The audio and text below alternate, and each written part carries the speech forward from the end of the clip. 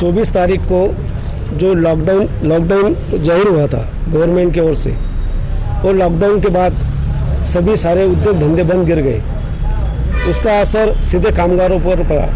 29 मार्च को जो GR आया था कि भाई किसी कामगार को घर काम से ना निकाले, किसी की पगार ना कट करे, लेकिन वो सब नियम धाबे पे रखते हुए कोई कारखानदारों ने कोई नियम का पालन नहीं किया।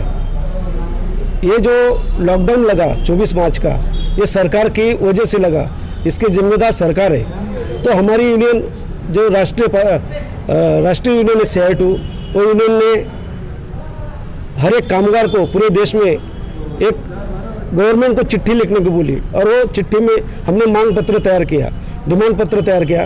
वो डिमांड पत्र में हमने लिखा कि भाई हमारे को जो भी कामगार है जो इनकम टैक्स नहीं भरता, उसके लिए 10,000 रुपये हमने मांगने की। इससे पहले भी हमने 500 कामगारों की कंप्लेंटें दाखिल की कामगार ऑफिस में, निवेदन के जरिए से 7,500 रुपया मांगने की थी। तो ये जब मामला है जो चल रहा है कि भाई कामगारों को कुछ नहीं मिल रहा है, कामगार भूखे मर रहे हैं, और इसके लिए सरकार ने सिर्फ 500 रुपये दिए, 5 किलो अनाज दिया, उससे घर नहीं चलता है। तो हमने हमारी यूनियन के ज़रिए से भुजबल साहब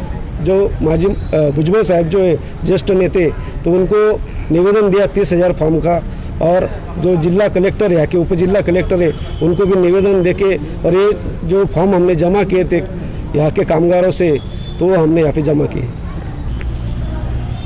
आज हम लोग यहाँ पर मालेगांव शहर अपर जिला अधिकारी साहब के कार्यालय पे एक निवेदन देने के लिए आए थे।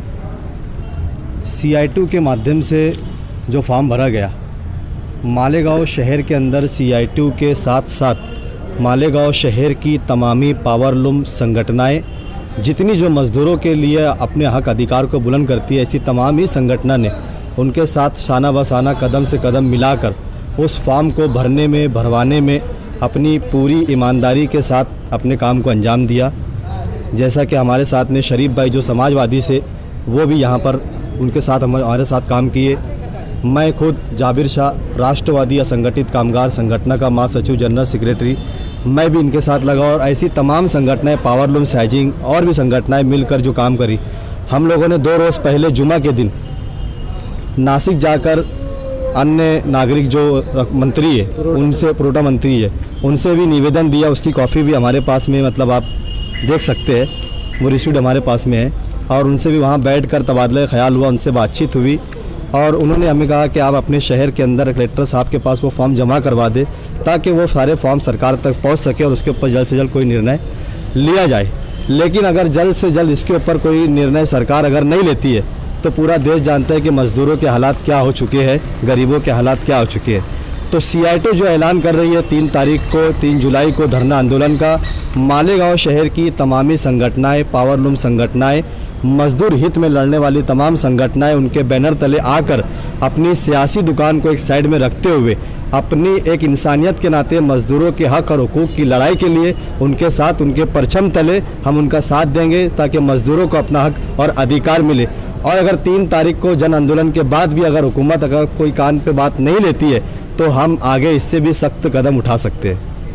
देखो, मैं समाजवादी सदर शरीफ हुसैन मंसूरी, आज हम तमामी संगठित जो लोग हैं C2 से लेके और राष्ट्रवादी के, और सभी हम यहाँ पर आए हैं, और हमने एक निवेदन भी दिया है कि जो लॉकडाउन शुरू हुआ तब से लेके अभी तक मजदूरों को कोई सुविधाएं भी नहीं मिली है। लेकिन जो मालेगांव शहर के अंदर हम लोग सभी यूनियंस मिलकर और सभी सियासी पार्टी मिलकर इस मजदूर के ताल्लुक से जो लड़ाई लड़ रहे, जिस तरह मालेगांव शहर में आज हमारे मालेगांव शहर में 4 से 5 लाख मजदूर है, लेकिन जो मजदूर जो है वो अभी बताए नहीं जा रहे, क्योंकि गवर्नमेंट सर्वे उसके अंदर जिस तरह जो हमारे पुराने सियासी लीडर थे उन्होंने घरगुती यंत्रमाग लिखा गया है, जैसे कि घरगुती यंत्रमाग जो लिखा है, इसकी वजह से हमारे मालेगांव शहर के अंदर मजदूर के ताल्लुक से कोई ऐसे सवालात नहीं है, मजदूर का कोई सवाल उठाता नहीं है। लेकिन हमने आज ये कदम उठाया है मजदूर के ताल्लुक से कि हमारे शहर के जो मजदूर है बहुत परेशान हाल है, उसकी वजह से हम लोग सभी मजदूर के साथ खड़े हैं और मजदूर के ताल्लुक से जो सियासी पार्टी इसको अगर अलग ढंग से हवा दे रही है तो मैं उनसे गुजारिश करूं कि आप लोग ये सब काम ना करें, ताकि हम जो लड़ाई लड़ रहे हैं मजदूर के लिए लड़ रहे हैं, तो हम आपसे भी गुजारिश करते हैं आप मजदूर के लिए लड़ाई लड़े। ऐसा इस तरह ना करें कि हम मजदूर के ताल्लुक से लड़ाई लड़ रहे हैं और आप अलग ढंग से अगर उसके अंदर सियासत कर रहे होंगे तो बराए मेहरबानी आप ऐसी सियासत मत करें, ना करें। यही मैं गुजारिश करूँगा। अस्सलाम वालेकुम, जय हिंद। इस फार्म के ताल्लुक से अभी आपने सही बात है कि इस फार्म को लेकर बहुत सी गलत फहमियाँ मज़दूरों में फैलाई जा रही है। उसके पीछे मुझे लगता है कि ये मज़दूर जो एक प्लेटफार्म पर आ रहा है, इसको तोड़ने के लिए और उससे घबरा कर ये अफवाह फैलाई जा रही है। इस फार्म को जब आप उस पर नज़र डालेंगे तो उस पर साफ तौर पर ऊपर लिखा हुआ है अनुदान मांगनी, और किन हालात की वजह से हम ये मांग रहे हैं, हुकूमत से डिमांड कर रहे हैं, ये पूरे वाज़ेह तौर पर लिखा हुआ है। और जो लोग ये कह रहे हैं कि फार्म पैसा लिया जा रहा है, तो मैं उनसे कहना चाहूँगा कि जब फार्म भरा जा रहा था तो आप उस वक्त घर से निकलते और देखते कि कौन ले रहा है नहीं ले रहा है। CI2 और उसके संगठित काम जितने भी यूनियन है उसके प्लेटफार्म से या उनके टेबल से कभी पैसा नहीं लिया गया। ये आवाम इसकी गवाह है। दूसरे ये कि जो लोग ये कह रहे हैं कि इसमें मिलेगा नहीं, सरकार के पास पैसा नहीं है, वो अपने गिरमान में खुद जाके कि इन्होंने लॉकडाउन में मजदूरों के लिए क्या किया। 2-4 डेग बनाकर बांट देना या किसी मजहबी तंजीम की किट को अपने नाम से बांट देना, इससे तुम्हारे फ़राज़ अदा नहीं होते।